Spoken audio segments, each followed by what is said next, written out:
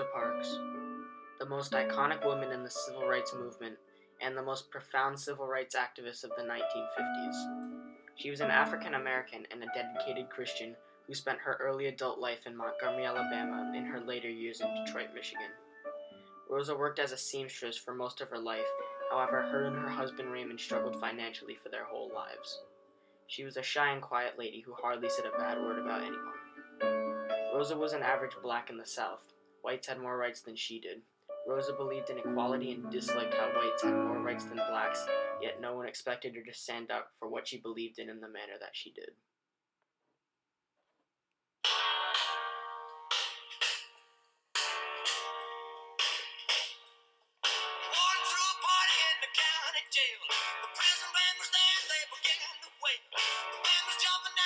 The year is 1955. Elvis Presley was selling records and performing all over the U.S., and Marilyn Monroe and Lucille Ball were popular and seen all over U.S. televisions. The spotlight was on whites. They were popular, rich, and had all the rights. In a time where blacks had little to say in the South, Rosa felt defeated. There was little she could do without being punished. She wanted to make sure people knew that she did not want to be treated this way. This inspired her to do something that would change U.S. history. On December 1st, 1955, Rosa Parks took a stand by refusing to get out of her seat on a Montgomery bus. A white bus driver ordered her to get out of her seat, but she told him no. She was arrested by the Montgomery police. This caught the attention of many because Rosa was manhandled and pushed around by the police. At the time, she was in her mid-40s, and it was impolite to manhandle a 40-year-old woman. This action caused the community of Montgomery to protest. Under the leadership of Dr. Martin Luther King, the public started the Montgomery bus boycott, which was a 381-day-long protest where blacks of Montgomery refused to ride the buses. When this protest ended, Rosa Parks and Dr. King worked together. Soon after, the government found that the law was unconstitutional.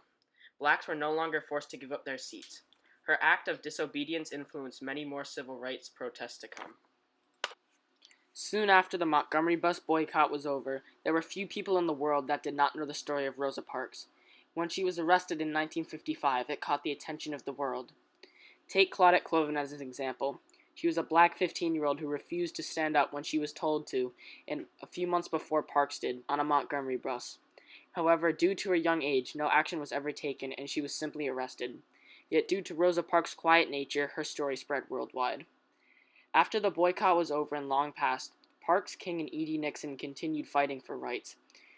They were also a part of the National Association for the Advancement of Colored People, or more commonly known as the NAACP. After King's death, she moved to Detroit. She lived her elderly life there. She wrote many books, spent time with children, and attended church every week. Many people know the story of Rosa Parks, a black Southern lady who said no to a bus driver. Yet most people forget how dangerous it was for a black to stand up to a white. Only on occasion would a black stand up to a white. Rosa was a 40-year-old woman. People knew Rosa as a soft-spoken lady who never said anything bad about anyone, and yet she had the courage to say no to a white person. Her disobedience gave the blacks of Montgomery confidence, and the blacks of the U.S. hope.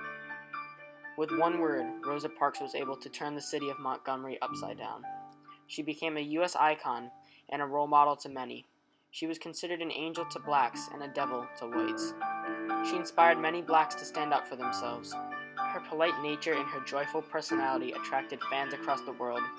She is a U.S. hero for many and an international symbol of joy, persistence, and courage. Her act impacted U.S. history, remembered by all and missed by many.